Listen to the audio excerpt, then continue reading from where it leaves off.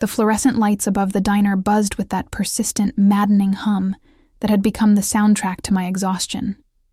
I could feel it in my bones, the kind of tired that sleep couldn't fix, the kind that settled into your marrow after too many double shifts and too many bills left unpaid on the kitchen counter. My feet ached in the cheap sneakers I'd bought at the discount store 3 months ago, the soles already wearing thin against the perpetual dampness of the kitchen floors. "Table 7 needs a refill, sweetheart." Marge's voice cut through my fog, cigarette rough and impatient. I nodded, grabbing the coffee pot with hands that had long since stopped registering the heat of the glass. The diner smelled like it always did: burnt coffee, frying bacon, and something vaguely antiseptic that never quite masked the underlying scent of grease that had seeped into every corner over decades. The black and white checkered floor was scuffed and cracked, and the red vinyl booths had splits that we'd covered with duct tape that never quite matched. This was my life. This corner diner in a neighborhood that decent people drove through with their doors locked. I was 23 and invisible. Just another face behind a stained apron, another body moving through the motions of survival. I made my way to table 7, the coffee pot heavy in my grip. When the bell above the door chimed, I didn't look up immediately. Why would I? It was just another customer, another order, another dollar tip if I was lucky. But the diner went quiet. Not completely. The kitchen still hissed and clanged. The old jukebox still crooned some forgotten 50s love song. But there was a shift in the air, a collective held breath that made the hair on the back of my neck stand up. I looked up then, and that's when I saw him. He stood in the doorway like he owned not just the diner, but the entire block, maybe the entire city. The late afternoon sun slanted through the grimy windows behind him, casting him in a halo of gold that seemed absurdly out of place in our dingy establishment. He wore a suit, not the kind you buy off a rack, but the kind that costs more than I made in 6 months. Charcoal gray, perfectly tailored, with a crisp white shirt open at the collar, no tie. Even in the casual gesture, there was something deliberately dangerous about it. But it was his face that stopped me cold. Sharp jawline, dark hair swept back from a face that could have been carved from marble. And eyes. God, those eyes. So dark they were almost black, scanning the room with the kind of awareness that said he was cataloging exits, threats, weaknesses. He wasn't alone. 2 men flanked him, broader, harder, their hands resting at their sides in a way that suggested they were ready to reach for something at a moment's notice. He moved through the diner like a predator in a chicken coop, and I realized I was staring. Heat flooded my cheeks, and I looked down, focusing on the coffee pot in my hands, the way the dark liquid sloshed against the sides. "Emma." Marge's voice was tight, warning, "Go take their order." My head snapped up. "What?" "Table 3, go." Table 3 was where he'd settled, sliding into the booth with a grace that seemed impossible for someone so clearly dangerous. His men remained standing, positioned near the door and the back exit. Not sitting, not relaxing, watching. My hands trembled as I set down the coffee pot and grabbed my order pad. I could feel every eye in the diner on me as I approached, my sneakers squeaking against the floor. Up close, he was even more devastating. There was a scent surrounding him, expensive cologne, something woody and dark with an underlying hint of smoke. It wrapped around me like an invisible hand. "What can I get you?" My voice came out smaller than I intended, barely above a whisper.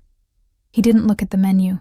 Instead, those impossibly dark eyes fixed on me, studying my face with an intensity that made me want to shrink back. There was something almost surgical about his gaze, like he was dissecting me, cataloging every detail. "Coffee. Black." His voice was low, smooth as aged whiskey, with an accent I couldn't quite place. Italian, maybe. Or something more Mediterranean. I nodded, turning to leave, grateful for the escape. "Wait." I froze. Turned back slowly. He was still watching me, his head tilted slightly, and I noticed for the first time a thin scar running along his jaw, barely visible but there, a mark of violence in an otherwise perfect face. "What's your name?" "Emma." It came out automatically, before I could think about whether I should tell him. Something flickered in his expression. Satisfaction, maybe, or recognition. "Emma," he repeated, like he was tasting my name. Pretty name for a pretty girl working in a place like this, I didn't know what to say to that. I'd been called pretty before, usually by drunk customers whose compliments came with wandering hands. But the way he said it felt different. Not leering, but assessing. Like he was stating a fact that displeased him for reasons I couldn't understand. "I'll get your coffee," I managed, backing away. In the kitchen, I leaned against the counter, my heart hammering against my ribs. Marge appeared beside me, her lined face tight with something that looked like fear. "You know who that is?" she asked, her voice barely audible over the sizzle of the griddle. I shook my head. "That's Dante Moretti." She said the name like it should mean something, like it should make me understand the sudden tension in the room. When I continued to stare at her blankly, she grabbed my arm, her fingers digging in. "He owns half this city, Emma, the bad half. The half the cops pretend doesn't exist because they're too scared or too bought to do anything about it." My mouth went dry. "He's Mafia, crime lord, whatever you want to call it. He doesn't come to places like this, ever. He has people for that." Her eyes darted toward the door, toward the two men still standing guard. "So, the fact that he's here means something. Something probably bad." I poured the coffee with shaking hands, watching the dark liquid splash into the white ceramic mug. My reflection stared back at me from the surface.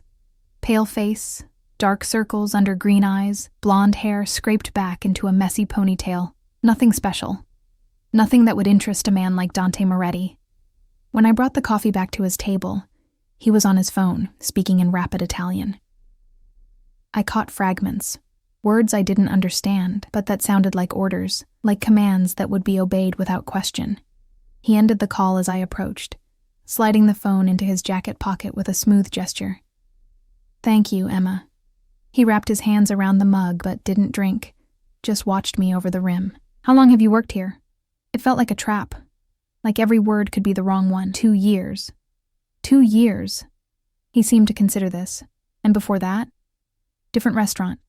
Different part of town. I shifted my weight, uncomfortable under his scrutiny. "Is there anything else I can get you?" "Sit down." What? "Sit down," he repeated, gesturing to the seat across from him. It wasn't a request. "I can't. I'm working." One of his men moved closer, and Dante raised a hand slightly, a gesture so small it was almost imperceptible. But the man stopped immediately. The display of power was subtle, but unmistakable. "I'm asking nicely, Emma." His voice remained pleasant, but there was steel underneath. "Sit. Down." My legs moved before my brain could catch up, sliding into the booth across from him. The vinyl was cracked beneath me, the stuffing poking through in places. He looked so out of place in this shabby diner, like a diamond in a pile of broken glass. "Do you know why I'm here?" he asked. "No." My voice was barely a whisper. He smiled then, and it transformed his face, not making him look kinder, but somehow more dangerous, like a wolf baring its teeth. "I like honest women, so I'll be honest with you. I come here sometimes. Not inside. My men usually handle it, but I've seen you through the window." My blood ran cold. He'd been watching me. For how long? "You're different from the others," he continued, his fingers drumming a slow rhythm on the table. "You move like someone who's given up but keeps going anyway. You have shadows under your eyes that tell me you work too hard for too little. And you have a kindness in your face that this neighborhood hasn't beaten out of you yet. That interests me. I don't understand, and I didn't. This felt surreal, like I'd stepped into someone else's life. You don't need to understand, not yet. He leaned forward, and I caught another wave of that intoxicating scent, smoke and cedar and something darker. But I want you to know something, Emma.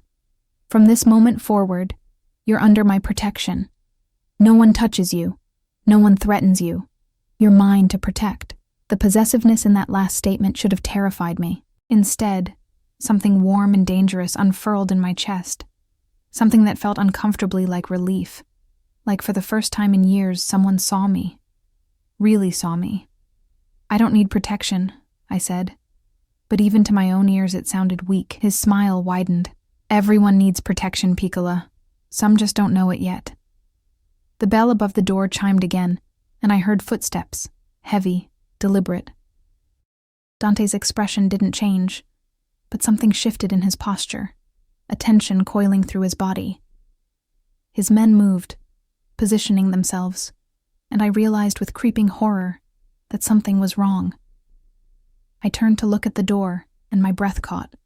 3 men stood there, and unlike Dante's controlled, refined danger, theirs was raw and obvious. One had a badly concealed gun bulging under his jacket. Another had the kind of face you saw in nightmares, scarred and cruel, with eyes that held no warmth, no humanity. "Well, well," the scarred one said, his voice like gravel. "Dante Moretti.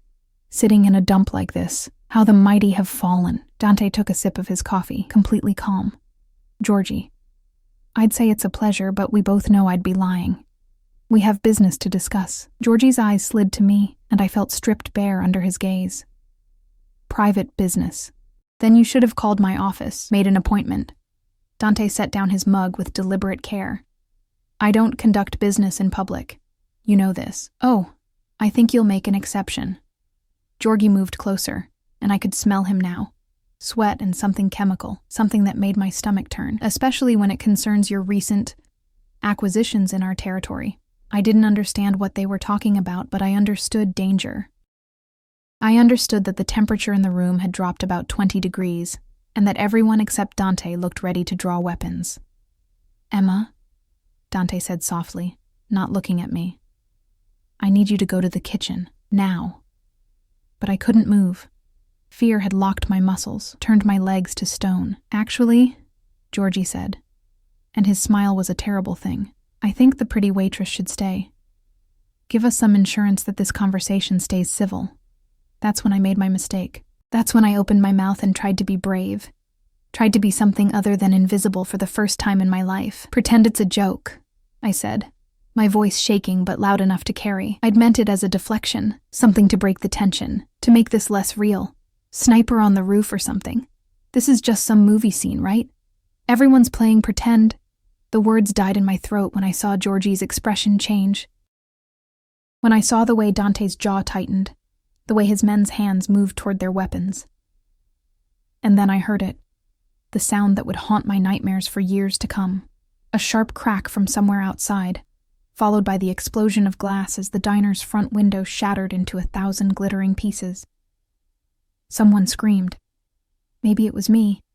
Dante moved faster than I thought possible, lunging across the table and pulling me down as another shot rang out, this one embedding itself in the wall where my head had been seconds before. I was on the floor, pressed against the cracked tiles, and Dante was above me, his body covering mine completely, his weight solid and real, and the only thing between me and whatever hell had just broken loose in the diner. "Don't move," he breathed against my ear, his voice still impossibly calm. "Don't make a sound," but I was shaking, trembling so hard I thought I might fall apart, and all I could think was that I'd done this. I'd said the words, "sniper on the roof," and somehow, impossibly, I'd made it real. The world had narrowed to the sound of my own heartbeat thundering in my ears and the weight of Dante Moretti's body shielding mine. I could feel every place where we touched, his chest against my back, his arm wrapped around my waist, his breath hot against my neck. The floor was cold and gritty beneath my cheek, and somewhere in the chaos, I'd bitten my lip hard enough to taste copper. Gunfire erupted, not from outside now, but from inside the diner. Dante's men had drawn their weapons, returning fire toward the shattered window. The sound was deafening in the enclosed space. Each shot like a physical blow. I squeezed my eyes shut, trying to make myself smaller, trying to disappear. "Stay down," Dante commanded, his voice cutting through the noise. Then he was moving, rolling off me with fluid grace, his own weapon, a sleek black handgun I hadn't even seen him draw, now in his hand. I watched in frozen horror as he moved to a crouch, his body positioned between me and the window. He fired twice, precise shots that shattered what remained of the glass, and then there was silence, a terrible, ringing silence that was somehow worse than the gunfire. "Clear," one of his men called out. "Georgie?" Dante asked, his voice cold. "Gone, out the back the second the shooting started." Dante swore in Italian, a string of words that needed no translation. Then he was beside me again, holstering his weapon and pulling me up with surprising gentleness. His hands cupped my face, forcing me to look at him. "Are you hurt? Look at me, Emma. Are you hurt?" I shook my head, unable to form words. My entire body was shaking, adrenaline flooding my system in waves that made me feel disconnected from reality. "Check her," he ordered one of his men, then louder. "Everyone else okay?" Marge emerged from behind the counter where she'd taken cover, her face pale as milk. A couple of customers huddled in the corner booth, their eyes wide with terror. The cook peered out from the kitchen, a frying pan still clutched in his meaty fist like a weapon. Dante's man, tall with kind eyes that seemed wrong in his hard face, examined me quickly, professionally. "She's fine, boss. No hits. Just shock." But Dante wasn't looking at his man. He was looking at me, and there was something in his expression I couldn't read. Fury and something else. Something that looked almost like fear. "What you said," he began, his voice low and dangerous. "About the sniper. How did you know?" "I didn't..." My voice cracked. I was trying to make a joke, to break the tension. I didn't know there was actually... The words dissolved into a sob I couldn't hold back. His expression shifted, understanding flooding his features. "Merda. You didn't know. You couldn't have known." But I saw the calculation in his eyes. The way he was reassessing me, trying to determine if I was a threat or a victim or something else entirely. His phone rang, the sound jarring in the aftermath of violence. He answered it without taking his eyes off me. "What?" A pause. "When? How many?" "Understood. I'm bringing someone with me. Prepare the East Wing." He ended the call and slipped the phone back into his jacket, which I now noticed had a tear in the shoulder, a near miss that had come within inches of his flesh. "You're coming with me," he said. It wasn't a question. "What?" "No, I can't. I have to work. I have to..." "Emma." His hands were still on my arms, steadying me. "Georgie came here for a reason. He knew I was here. Which means someone told him. Someone's been watching me, which means they've been watching everyone I interact with. You spoke to me. You sat with me. That makes you a target." The weight of those words settled over me like a suffocating blanket. "But I didn't do anything. I'm nobody." "You were nobody," he corrected, something dark and possessive flickering in his eyes. "Not anymore. Marcello, get the car. Tony, clean this up. Make it disappear." "Wait." I tried to pull away, but his grip tightened. Not painful, but immovable. "I can't just leave. I have an apartment. I have..." "What do you have, Emma?" His voice was gentle now, almost pitying. "A one-room apartment with bars on the windows? A landlord who doesn't fix the heat? Roommates who steal your food? Tell me I'm wrong." I couldn't. Because he wasn't wrong. He'd somehow known, somehow seen into the pathetic reality of my life with a few glances. "My brother," I whispered. "I have a brother. He's in juvenile detention for another 3 months. I send him money. I visit him every week. I can't just..." Something shifted in Dante's expression. "What's his name?" Tyler Brooks. He's 16. He made a mistake. Got caught with the wrong people. I know who he is." Dante's jaw tightened. He was picked up in one of Georgie's territory sweeps. "Petty theft, right?" I nodded, tears burning my eyes. "If you come with me, I'll have him transferred to a better facility, minimum security, better food, better education programs. And when he gets out, I'll make sure he has opportunities that don't involve ending up dead or back in prison." It felt like a deal with the devil, and maybe it was.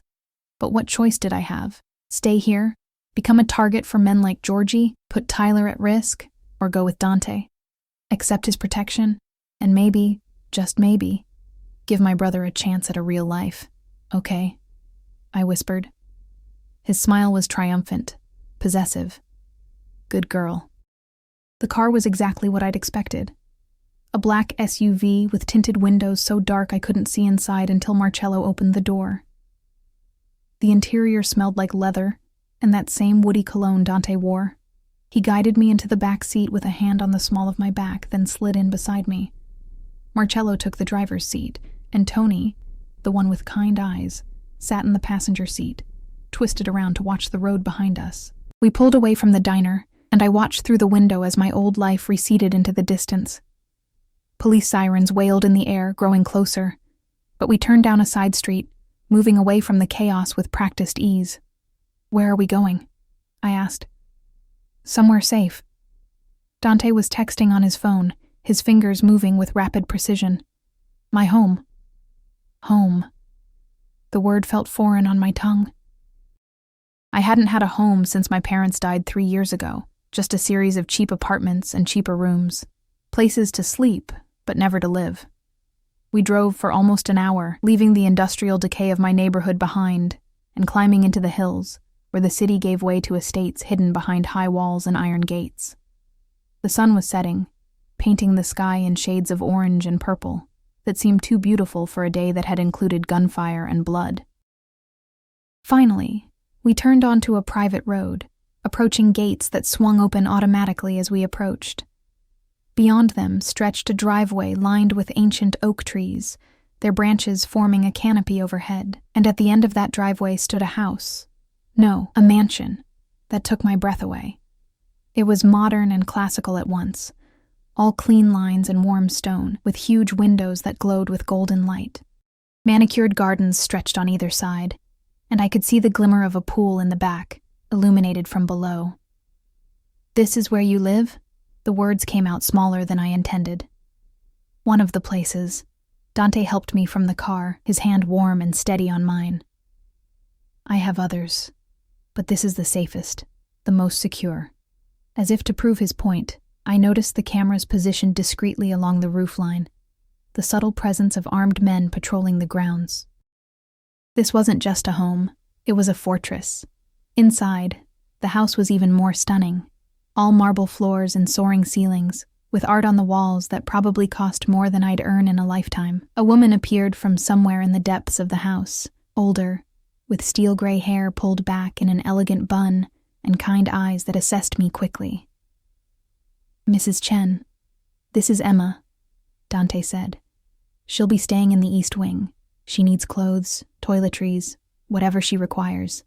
See to it." "Of course, Mr. Moretti." Mrs. Chen's voice was warm, accented with something Asian.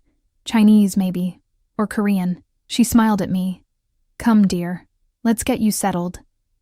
I followed her up a sweeping staircase, acutely aware of my dirty uniform and scuffed sneakers on the pristine floors. She led me down a hallway lined with closed doors, finally stopping at one near the end.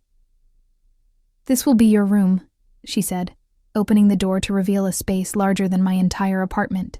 A king-sized bed dominated the center, covered in white linens that looked impossibly soft. French doors opened onto a balcony overlooking the gardens. A sitting area with plush chairs occupied one corner, and I could see an ensuite bathroom through another doorway. "I don't understand," I said. "Why would he give me all this?" Mrs. Chen's expression was knowing, almost sad. Mr. Moretti is a complicated man, but when he decides someone is under his protection, he takes it very seriously. "You're safe here, Miss Emma. Whatever happens, you're safe." But I didn't feel safe. I felt like I'd stepped into a gilded cage. Beautiful and comfortable, but a cage nonetheless. I stood under the shower for what felt like hours, letting water so hot it bordered on painful wash away the grime and fear of the day. The bathroom was larger than my old bedroom, all marble and gold fixtures, with towels so soft they felt like clouds. Someone, Mrs. Chen, presumably, had laid out clothes on the bed while I'd been in the shower. Designer jeans that fit perfectly, a soft cashmere sweater in deep green, and undergarments that still had tags attached. I dressed slowly, catching sight of myself in the full-length mirror. I looked different somehow. Cleaner, yes, but also more substantial, like I was finally coming into focus after years of being a ghost. A knock on the door made me jump. "Come in?" Dante entered, and I realized it was the first time I'd seen him since we'd arrived. He'd changed too. Gone was the torn suit, replaced by dark slacks and a black button-down with the sleeves rolled up to reveal forearms corded with muscle and marked with what looked like old scars. His hair was damp, like he'd showered too, and without the armor of his formal suit, he looked almost human. Almost. "How are you feeling?" he asked. Confused. Scared. Like I'm in someone else's life. He moved further into the room, his presence filling the space in a way that made it feel suddenly smaller. You are in someone else's life now. Your old life. It's done. You can't go back to that diner, that apartment. Georgie knows your face now, and men like him, they don't forget. So what am I supposed to do? Just live here? Become your... what?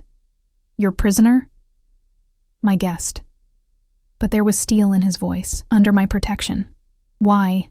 I demanded, surprising myself with the force of it. Why me? You don't know me. I'm nothing to you. He closed the distance between us in 2 strides, and suddenly he was inches away, his eyes burning into mine. You think I don't know you? I've watched you for 3 months, Emma. I know you give half your tips to the homeless man who sleeps in the alley behind the diner. I know you work doubles every Tuesday and Thursday so you can visit your brother on Wednesdays. I know you haven't bought yourself new shoes in 6 months because every extra dollar goes into his commissary account. My breath caught. You've been stalking me? I've been protecting you. His hand came up, cupping my cheek with a gentleness that contradicted the intensity in his eyes. From the moment I first saw you, something in me recognized something in you. You're good in a world that tries to destroy good things. You're strong even though life has tried to break you. And you're mine, Piccola. You just didn't know it yet. The possessiveness should have terrified me. Should have sent me running, but instead, I felt something warm and dangerous unfurl in my chest. A hunger I'd never acknowledged, a need to be seen, to be claimed, to matter to someone. I don't understand any of this, I whispered. You don't need to. Not yet. His thumb traced my cheekbone, and I found myself leaning into the touch despite every instinct screaming that this was dangerous, that he was dangerous. But you will. And when you do, you'll understand why I can never let you go. Before I could respond, his phone buzzed. He pulled it out, glancing at the screen, and his expression darkened. What is it? I asked. Georgie's made his move. He's taken 3 of my warehouses in the South District. He's declaring war. Because of today? Because of me? No, Piccola. Today was just the excuse. This has been coming for months. He typed something quickly, then pocketed the phone. But you were right about one thing. There was a sniper on the roof. We found his position after you left. He wasn't very good, thank God, but the fact that Georgie had the balls to try something so public means he's more desperate than I thought. So what happens now? His smile was cold, predatory. Now? Now I remind everyone in this city why they fear the Moretti name. And you, Emma? You stay here where you're safe, where I know exactly where you are. He moved toward the door, and panic seized me. Wait, you're leaving? You're just going to leave me here? He paused, looking back, and something in his expression softened. I have to handle this, but I'll be back. And Emma, don't try to leave. For your own safety, don't try to leave. Then he was gone, and I was alone in my beautiful cage, wondering how my life had changed so completely in the span of a single day. I moved to the French doors, stepping out onto the balcony. The night air was cool against my skin, carrying the scent of jasmine from the gardens below. In the distance, I could see the city lights spreading out like a blanket of stars, and somewhere in those lights was the diner. My apartment. My old life. A life I could never return to. I wrapped my arms around myself, feeling the softness of the cashmere against my skin, and wondered if I'd just made a deal that would save me or damn me, or perhaps both. The first 3 days passed in a strange, dreamlike haze. I woke each morning in sheets softer than anything I'd ever known, ate meals prepared by a chef whose food belonged in magazines, and wandered the vast halls of Dante's mansion like a ghost haunting someone else's castle. Mrs. Chen was my constant companion, kind but watchful, always there with a gentle smile and an excuse whenever I approached a door that led outside. I wasn't a prisoner, they said. But I wasn't free either. Dante returned on the 4th night. I was in the library, a room that had quickly become my sanctuary, with floor-to-ceiling shelves filled with books in multiple languages, when I heard voices in the foyer below. Male voices, tense and urgent, speaking rapid Italian that I couldn't follow. Then footsteps on the stairs, purposeful and quick. The library door opened without a knock, and there he was. He looked exhausted, I realized with a jolt. His suit was rumpled, his tie gone, and there was a hardness around his eyes that hadn't been there before. But when those dark eyes found me curled up in the leather armchair by the window, something in his expression softened. "You're still awake," he said, closing the door behind him. I couldn't sleep. I set down the book I'd been pretending to read, some thriller about espionage that felt too close to my current reality. "How did it go? With Georgie?" He moved to the bar cart in the corner, pouring himself 2 fingers of amber liquid from a crystal decanter. "It's handled." "What does that mean?" He downed the drink in one swallow, then poured another. "It means Georgie won't be a problem anymore. It means 3 of his lieutenants have decided to pledge their loyalty to me instead. It means the warehouses he took have been reclaimed, and the message has been sent. You don't touch what's mine." The possessiveness in his voice made something tighten in my chest. "Is that what I am? Something you own?" He crossed the room to stand before me, and I had to crane my neck to look up at him. "You're under my protection. That makes you mine in every way that matters." "I'm not a possession," I said, surprised by the steadiness in my voice. "I'm a person. A person who had a life before you decided to upend everything." "A life?" His laugh was bitter. "You call that living, Emma? Working yourself to exhaustion for pennies, eating ramen because you can't afford real food, walking through dangerous streets at night because you can't afford a car? That's not living. That's surviving. Barely." "At least it was mine," I shot back, rising from the chair to face him. We were inches apart now, and I could smell the whiskey on his breath, the smoke and cedar cologne that had become familiar. At least I had choices. Now I'm trapped in this beautiful prison, and everyone keeps telling me it's for my own good. But nobody asks what I want. "And what do you want?" His voice dropped to something low and dangerous. "You want to go back to that diner? Back to dodging handsy customers and living in fear that you won't make rent? Back to watching your brother waste away in a cell while you kill yourself trying to save him? That's not fair. Life isn't fair, Piccola." He set down his glass with a sharp click. "Life is brutal and cruel, and it chews up good people like you and spits them out. I'm giving you something better. Safety, comfort, a future for your brother. All I ask in return is that you stay where I can protect you. But for how long?" The question hung between us like smoke. "How long do I stay here? A week? A month? Forever?" Something flickered in his eyes, something that looked almost like guilt. "Until it's safe." "And when will that be? When Georgie's dead? When all your enemies are dead? Men like you always have enemies, Dante. I'm not stupid. I know what you are, what you do. This war you're fighting, it won't end. There will always be another Georgie. Another threat, which means I'll never be free of this place. Of you." The words seemed to hit him like physical blows. His jaw tightened, a muscle jumping beneath the skin. "You're right," he said finally, his voice rough. "Men like me always have enemies. The life I live, it's violent and dangerous, and there's no such thing as permanent peace. But that's exactly why I need you here, because out there you're vulnerable. Here, you're safe." "Safe and suffocating," I whispered. He reached out, his hand cupping my face with that same unexpected gentleness. "Is it really so terrible? This house, these comforts? Mrs. Chen tells me you've been reading, spending time in the gardens, that you seem content." "Content isn't happy," I said. "Content is just existing. And I've been existing my whole life, Dante. I thought maybe, for once, I could actually live." His thumb traced my lower lip, and I felt my breath hitch. "Then live here, with me. Let me give you everything you've never had." "That's not living, that's being kept. And if I asked you to stay, not as a prisoner, but as—" He seemed to struggle with the words, something flickering in his expression that looked almost vulnerable, as someone important to me. Would that change things? My heart hammered against my ribs. "I don't understand. You don't even know me. I know enough." His other hand came up, cradling my face between his palms. "I know you're brave even when you're terrified. I know you put everyone else before yourself. I know that when bullets were flying, You didn't scream or panic. You tried to protect others with a stupid joke about snipers. I know that in a world full of people who would sell their souls for power, you've somehow kept yours intact. That doesn't make me special, I said, but my voice was shaking now. It makes you rare, and rare things are worth protecting, worth keeping close.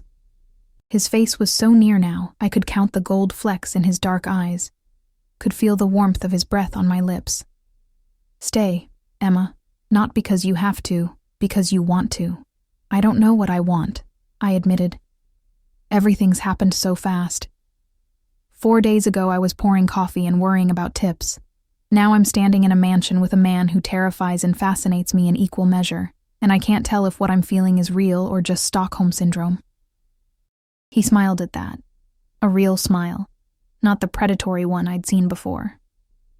Stockholm Syndrome requires time and isolation. You've had neither. What you're feeling, Piccola, is attraction. Dangerous, ill-advised, completely inappropriate attraction. But real nonetheless. You're very sure of yourself, I said, trying to inject some tartness into my voice and failing. I'm sure of what I see, the way your pulse jumps when I touch you, the way you lean into my hand even as you argue with me, the way you're looking at my mouth right now like you're wondering what it would be like if I kissed you. Heat flooded my cheeks. I'm not. You are. His voice was rough velvet now, dark and tempting. And the truth is, Emma, I've been wondering the same thing since the moment I saw you, since before that, even. Every night I watched you through that diner window. I imagined what it would be like to touch you, to taste you, to make you mine in every possible way. I struggled for words. That's insane. You're describing obsession. Yes, he agreed simply. I am, and I won't apologize for it. When a man like me wants something, he takes it. But you're not a thing, Piccola. You're a person with choices, so I'm giving you one now. Tell me to leave, and I will. Tell me you want nothing to do with me, and I'll give you space while still keeping you safe. Or? The word came out barely a whisper. Or admit what we both know is true.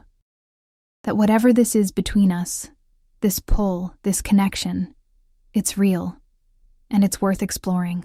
Every rational part of my brain screamed that this was wrong, that falling for a man like Dante Moretti was a path to destruction.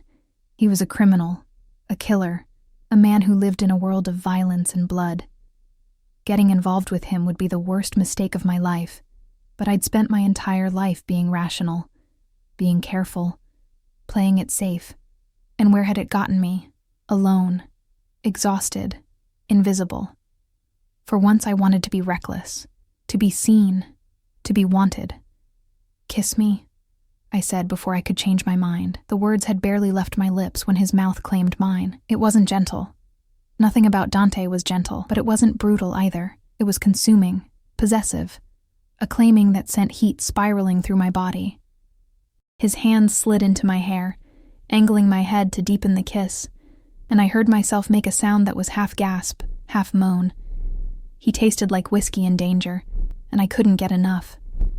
When he finally pulled back, we were both breathing hard. His eyes had gone almost black with desire, and there was a roughness to his voice when he spoke. Mine. You're mine now, Emma. Say it.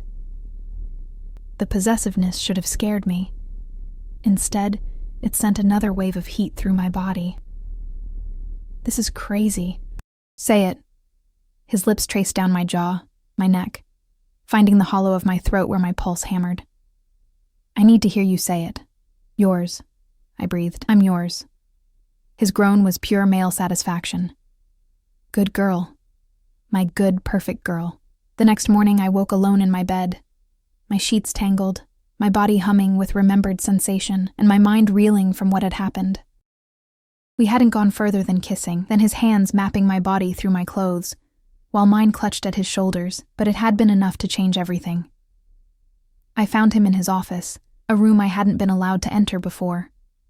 He looked up from his desk when I knocked, and the smile that curved his lips was possessive and intimate in a way that made my stomach flip. Come in, Piccola. Close the door.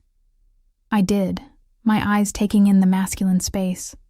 All dark wood and leather, with windows overlooking the grounds. Maps covered one wall, marked with colored pins that I suspected represented territory, assets, things I was better off not knowing about.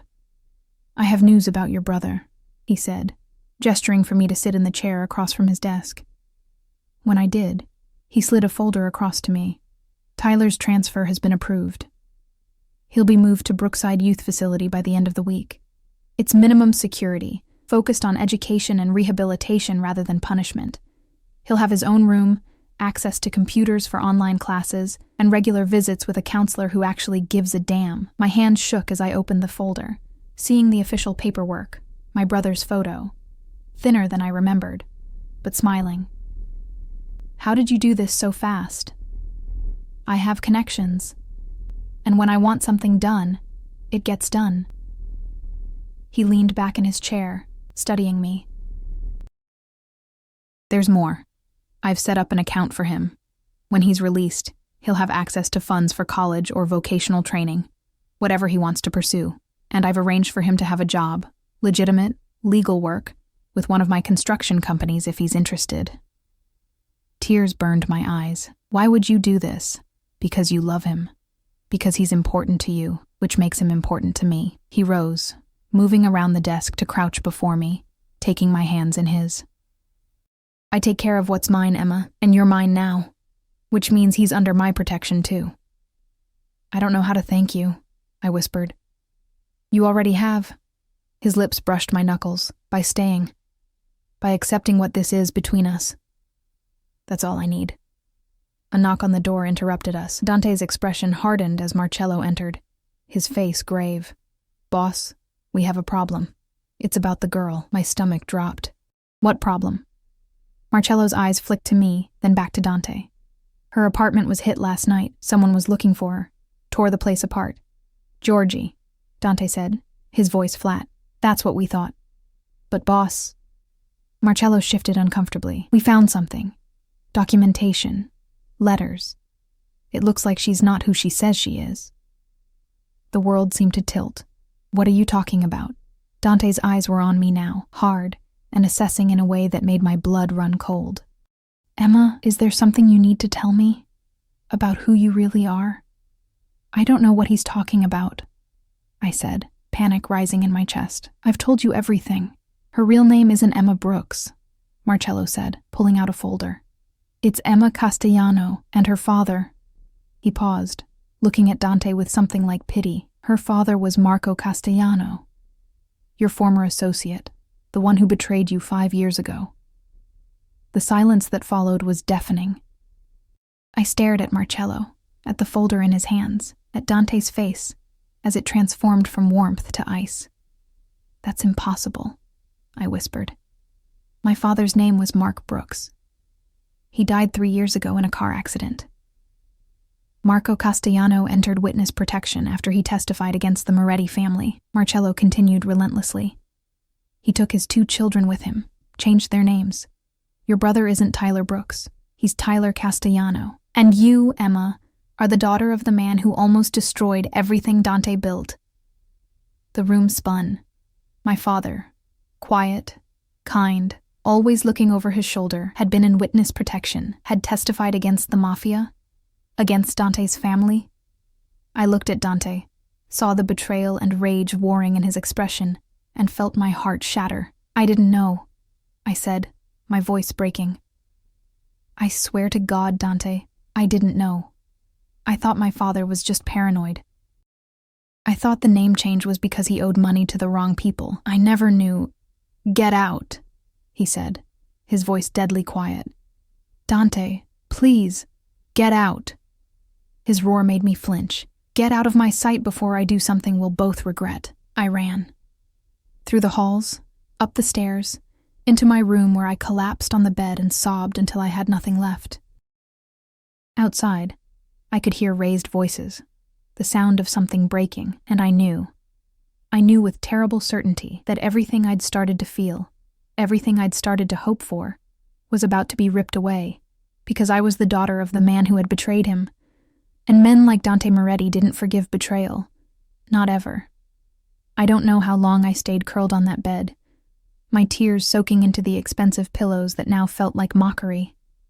Every beautiful thing in this room, the soft sheets, the designer clothes hanging in the closet, the view of manicured gardens, all of it felt tainted now.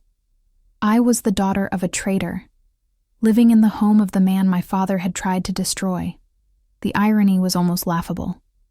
Almost. When the door opened, I didn't look up.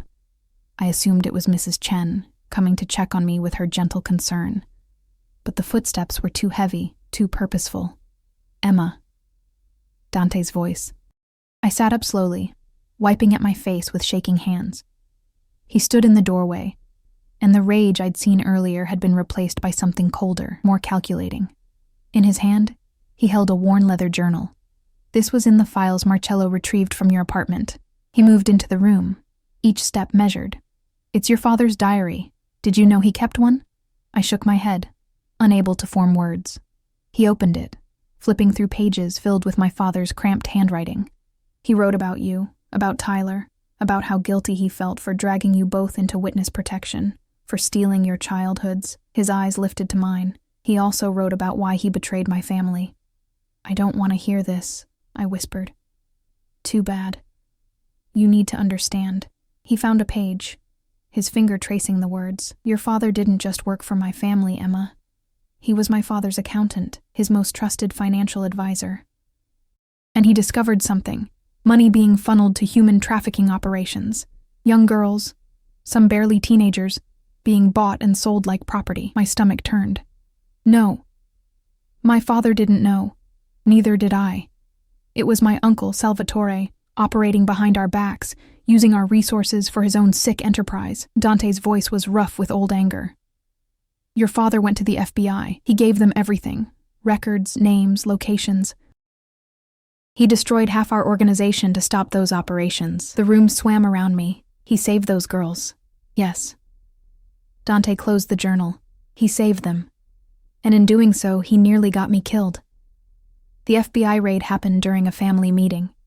I was 25 years old, and I watched federal agents storm in with guns drawn. My uncle opened fire. 3 agents died. My father died. And I inherited an empire that was crumbling, with enemies circling like sharks smelling blood. I'm sorry, I said, the words pathetically inadequate. I'm so sorry for what happened to you, for what my father did. Don't. He held up a hand. Don't apologize for him doing the right thing. That's what I've spent the last hour realizing. Your father saw something evil and he stopped it. Consequences be damned. He was a better man than most in my world. I stared at him, hardly daring to believe what I was hearing. Then why are you so angry? Because you're here. He moved closer, sinking onto the bed beside me. Because the universe has a sick sense of humor, putting you in my path, making me want you, making me need you, and now I don't know what the hell to do about it. You could let me go, I said softly. No. The word was immediate, absolute. That's the one thing I can't do. You're in danger, Emma. Real danger. When Marcello's men were investigating your apartment, they found surveillance equipment. Someone's been watching you for weeks. And not just watching. There's evidence they've been tracking Tyler too. Fear shot through me like ice water. Who? We're not sure yet. But whoever it is, they knew your real identity. They knew about your father, which means they either want to use you to get to me or... He paused, his jaw tightening. Or they're connected to my uncle's old operations. The trafficking network your father helped destroy. Some of those people are still out there. Still angry, still looking for revenge. The walls seem to close in. Tyler. Oh God, Tyler is safe. I've already had him moved to a secure location. He doesn't know why yet, but he's protected. As long as you're both under my protection, they can't touch you. But I'm the daughter of the man who... Stop. His hands cupped my face, forcing me to meet his eyes. I don't care whose daughter you are. I don't care about your father's sins or my family's vendetta. All I care about is keeping you safe, keeping you alive, keeping you mine. This is insane, I breathed. Your people will never accept this. I heard Marcello. The way he looked at me when he told you. They hate me. Then they'll learn to live with it. His thumb traced my cheekbone, wiping away a tear I hadn't realized had fallen. I'm not my father, Emma. I don't run my organization the same way he did. I cleaned house after your father's testimony, found everyone involved in my uncle's operations and cut them out like cancer. I rebuilt based on different principles. Drugs, gambling, protection, yes. But no human trafficking. No preying on the vulnerable. That's not who I am. You're still a criminal, I pointed out. But there was no heat in it. Yes. But I'm a criminal with a code, and my code says I protect what's mine. You're mine, Piccola. That's not changing because of who your father was. Your people won't see it that way. My people will see what I tell them to see.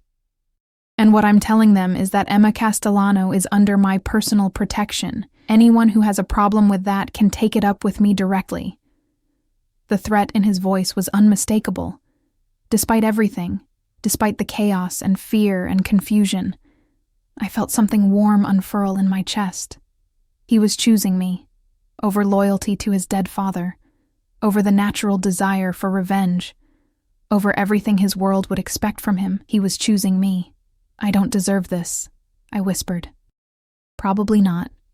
I definitely don't deserve you. His lips found my forehead, pressing a kiss there that felt like a promise. But we don't always get what we deserve. We get what we fight for, and I'm going to fight for this, Emma, for us. Are you? I thought about my life before, the exhaustion, the invisibility, the endless struggle just to survive. Then I thought about these past few days. The fear, yes, but also the feeling of being seen, of mattering to someone, of having someone willing to move heaven and earth to keep me safe. It was reckless. It was dangerous. It was probably the worst decision I could make. Yes, I said, I'm going to fight for this too. His kiss was different this time. Not possessive and consuming, but tender, almost reverent. Like I was something precious he was afraid to break. When he pulled back, his eyes held a warmth I'd never seen before. Good. Because tomorrow, you're going to meet with Tyler. I'm bringing him here where I can keep you both safe. And then, he hesitated, seeming to struggle with something. Then we're going to figure out who's targeting you and why, and we're going to end this threat permanently. How? By doing what I do best. His smile held no humor. By being scarier than anyone who might want to hurt you. By making it very clear that touching you means declaring war on me, and no one in this city is stupid enough to want that. He stood, pulling me up with him. Come on. You need to eat something.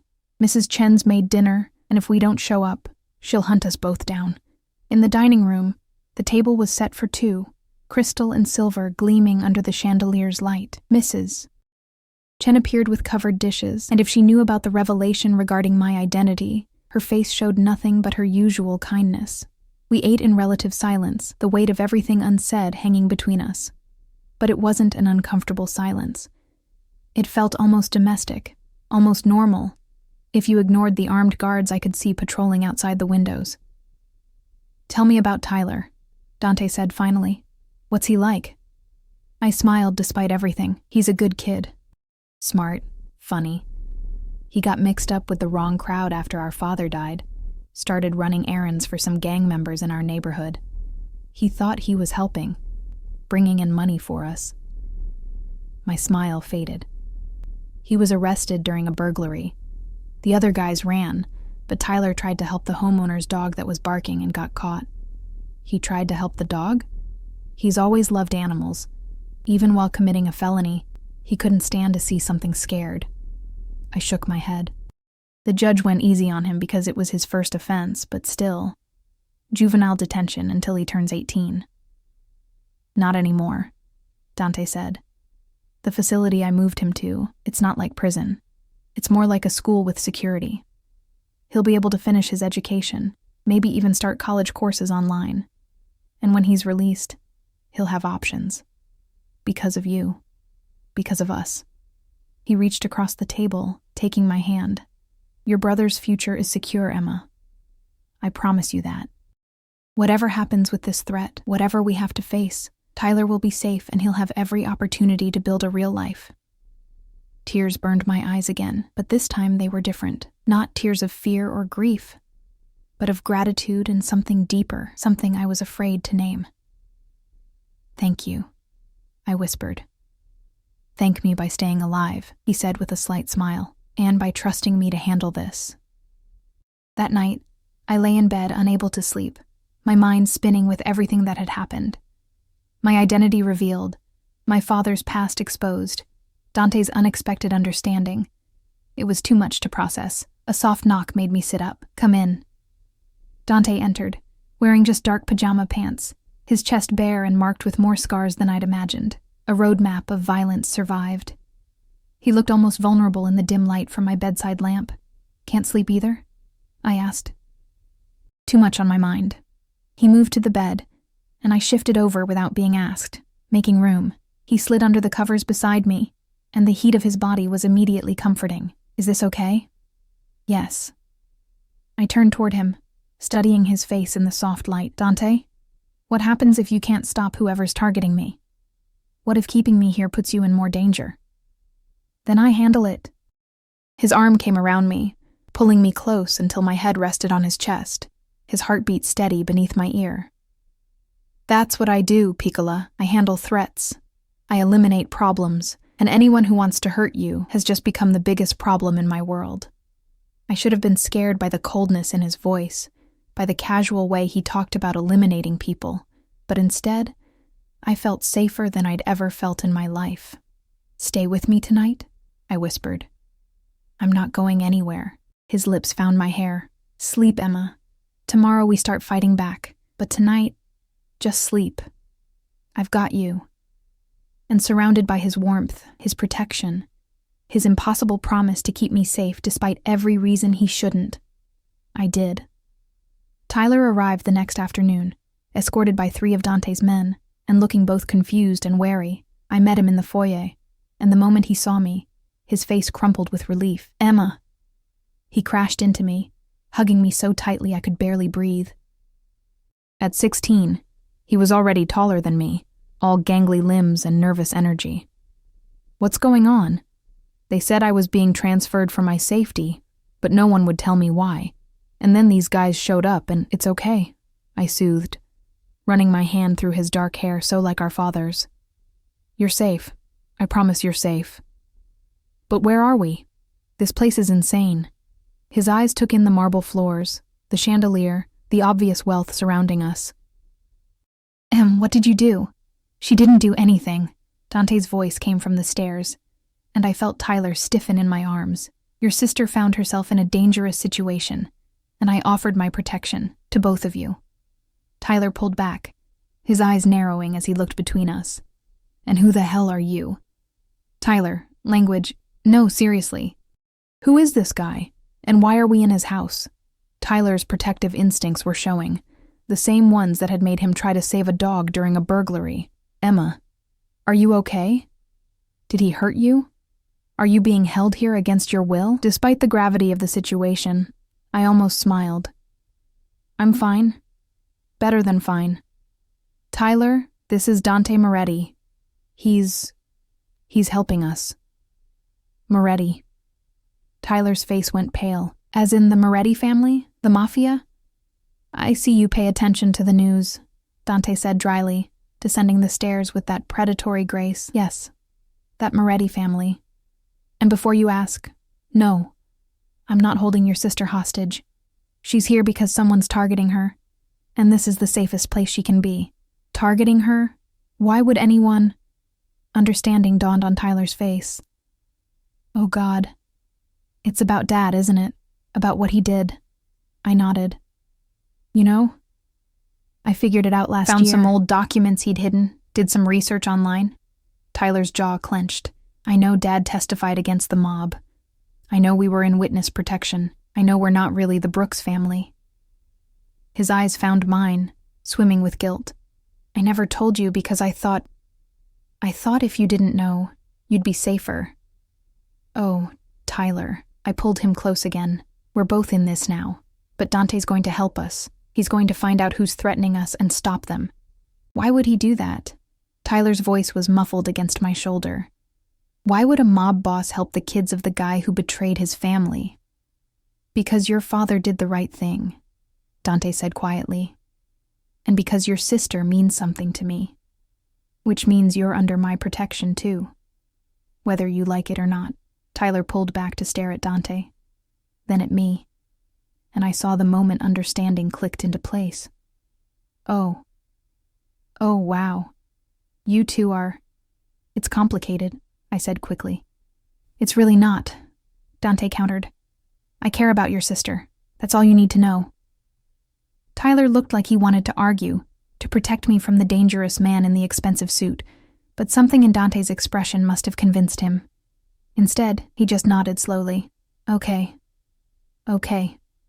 But if you hurt her, you'll do what? Dante's smile held a hint of amusement. I appreciate the protective instinct, kid.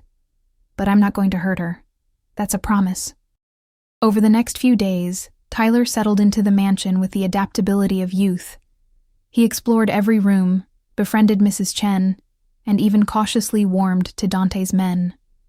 Watching him relax, seeing him smile and joke like a normal teenager instead of a scared kid in detention, it made everything worth it. But beneath the surface calm, Dante was working. I saw him in his office at all hours. Phone calls conducted in rapid Italian, meetings with hard-faced men who came and went like shadows. He was hunting whoever had been watching me, and I could see the tension coiling tighter in his shoulders each day. On the 6th day, he came to find me in the garden where I was reading while Tyler splashed in the pool. One look at his face told me he'd found something. We need to talk, he said, privately. In his office, he spread photographs across the desk, surveillance shots of my apartment, of me leaving the diner, of Tyler at his detention center. My stomach turned. Who took these? I asked.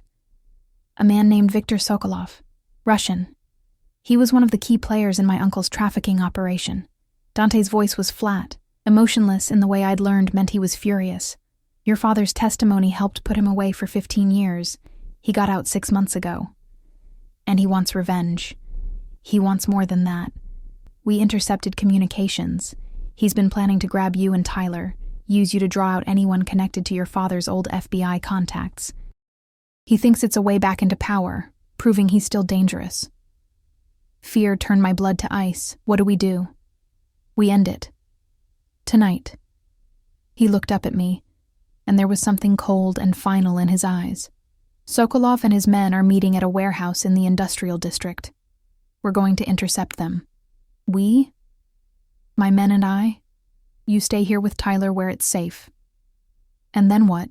You kill him? I should have been horrified. Should have been appalled. Instead, I just felt tired. Is that how this ends? That's how this ends.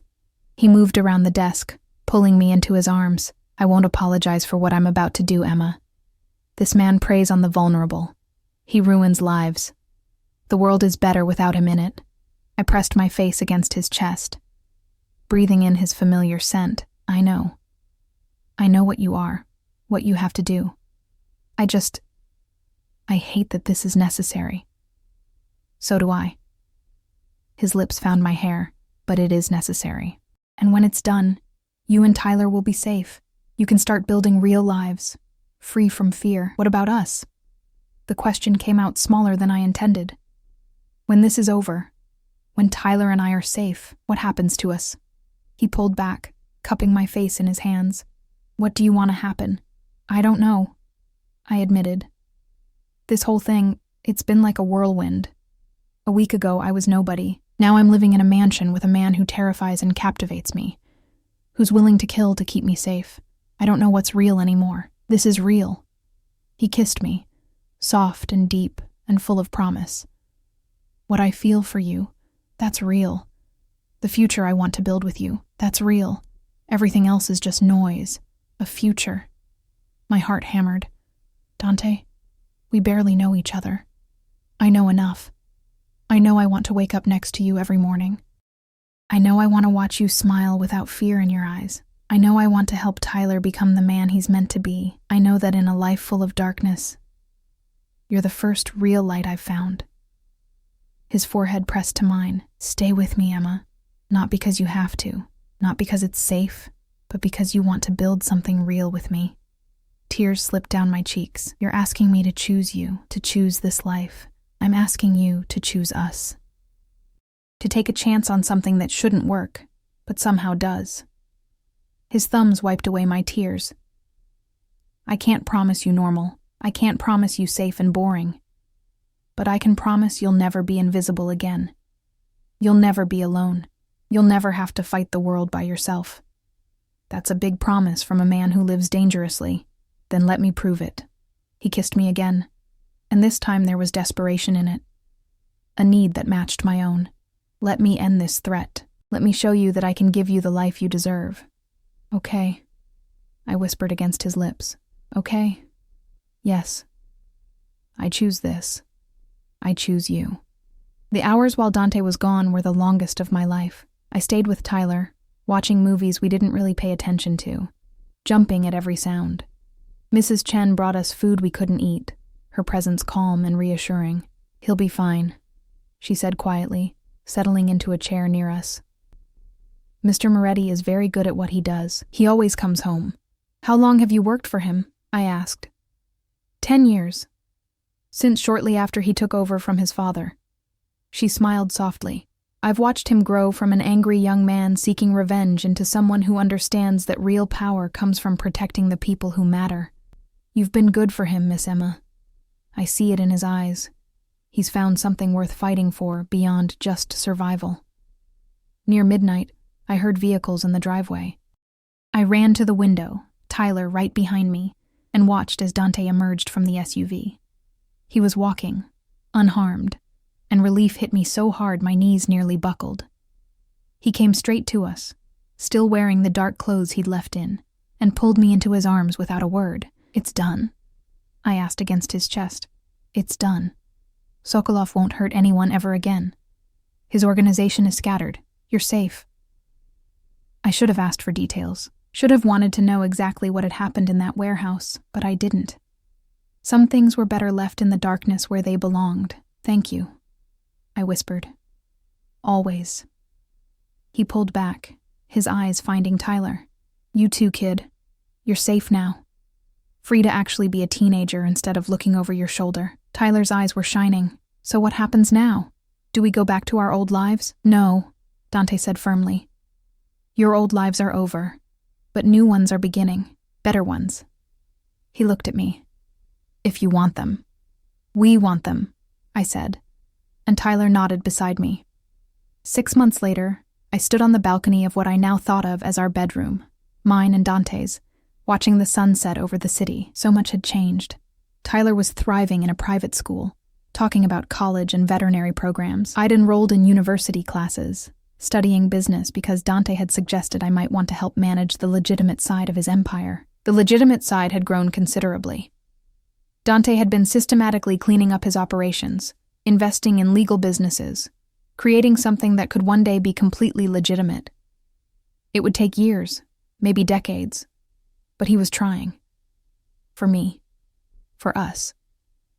I felt his arms wrap around me from behind, his chin resting on my shoulder. What are you thinking about? He asked. How strange life is, how one moment in a diner changed everything. Do you regret it? There was vulnerability in his voice, something that only I ever got to hear. No. I turned in his arms, looking up at the man who'd stolen my heart in the midst of chaos. Not for a second. You gave me everything I didn't know I needed. Safety, purpose, a future, a family. We gave each other those things, he corrected. You gave me a reason to be better, to build something beyond just power and fear. You gave me hope, Piccola. I kissed him, soft and sweet, tasting the future in it. I love you. I love you too. His arms tightened. My light in the darkness, my reason for everything. From inside, I heard Tyler yelling about something, probably his video game, and Mrs. Chen's patient response. Normal sounds, domestic sounds, the kind of sounds I'd never thought I'd have in my life. We should go in, I said. Mrs. Chen made your favorite for dinner. In a minute. He held me close, swaying slightly to music only he could hear. Just let me hold you a little longer. Let me remember this moment.